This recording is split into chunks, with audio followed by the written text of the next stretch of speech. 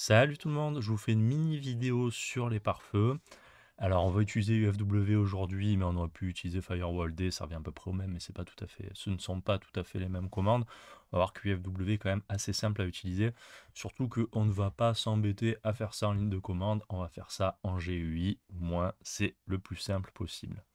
Alors UFW et GUFW, le GUI qui permet de le paramétrer, sont disponibles sur toutes les distributions. Il suffit de faire, si on est sur Arch, un petit pacman-s, GUFW et UFW. Si on est sur Ubuntu Debian, c'est préinstallé, mais il n'est pas activé. Si on est, enfin voilà, c'est disponible partout. Juste, il faut savoir que sur Fedora et il me semble aussi sur OpenSUSE, mais je suis moins pro sur OpenSUSE, donc je suis pas sûr. Et il y a déjà, non pas UFW, mais FirewallD qui est setup aux petits oignons, hein. Fedora a un extrêmement haut niveau de protection par défaut, avec sa XC Linux, etc. Et donc ça sert à rien sur base Fedora, même sur Basit, etc. Et il me semble aussi pour OpenSUSE, hein, OpenSUSE, il y a déjà FirewallD, il est en plus réglé assez agressivement dans mes souvenirs, ce qui fait que certaines personnes se retrouvent avec leur imprimante qui ne marche plus, mais bon, on va voir comment contourner tout ça tout de suite. Donc, une fois qu'on a installé ces deux paquets, bah, c'est tout simple, je vais fermer la page hein, si vous voulez, il y a la doc d'Ubuntu pour le faire en ligne de commande, mais on ne va pas s'embêter. On l'active, donc ça c'est un équivalent de sudo ufw enable, ce qui permet de le démarrer et qui se relance à chaque démarrage. Par défaut, on vérifie bien que le trafic entrant est refusé et le sortant autorisé, ça c'est bon, hein.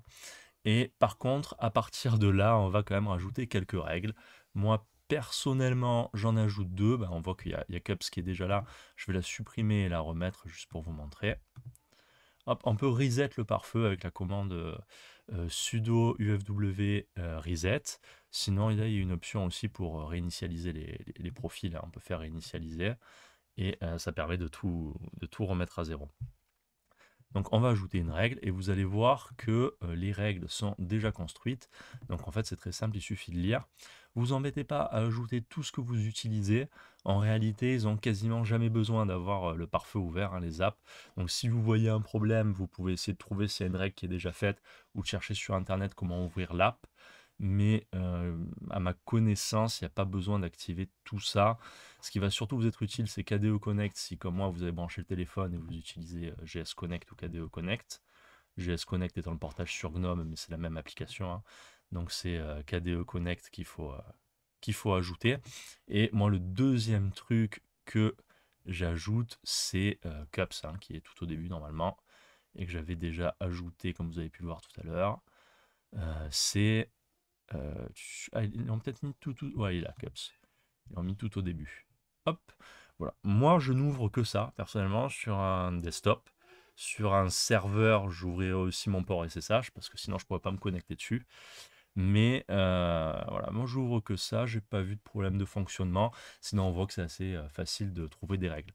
Si vous avez un PC portable, ce qui est mon cas, et que vous prenez le train, que vous vous connectez au réseau de la SNCF ou que vous vous connectez au réseau du McDo, changez de profil, passez en public et vous laissez tout, vous mettez aucune règle, vous laissez trafic entrant rejeté. Voilà. Il n'y a rien qui peut pénétrer votre ordinateur comme ça. Et quand vous rentrez chez vous et que vous n'êtes plus dans le train ou au McDo ou sur un Wi-Fi public, n'importe lequel, vous vous remettez en domestique.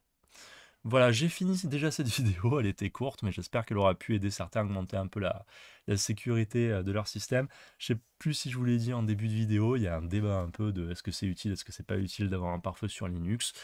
Pour moi, la réponse est simple, vous avez un pare-feu, vous avez une protection supplémentaire, vous n'avez pas de pare-feu, vous n'avez pas la protection supplémentaire, donc votre PC est de facto moins sécurisé. Après, le risque que vous ayez un souci où le pare-feu vous sauve est peut-être faible. Peut-être sûrement que la majorité d'entre nous peuvent passer toute leur vie sur Internet sans pare-feu et ne pas avoir de problème, ou du moins ne pas avoir de problème que le pare-feu aurait réglé. Néanmoins, bah, vous n'avez pas de pare-feu, vous n'avez pas de pare-feu, donc votre PC bah, est factuellement moins protégé que s'il y avait un pare-feu qui bloque le trafic entrant.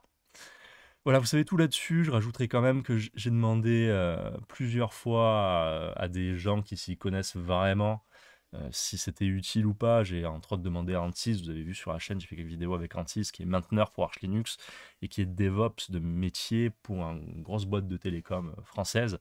Et il m'a dit que sans aucun doute, le pare-feu de la box, parce que certains mettent en avant le pare-feu de la box et disent mais il y a déjà un pare-feu sur la box. Et il m'a dit que le pare-feu de la box était complètement insuffisant, hein.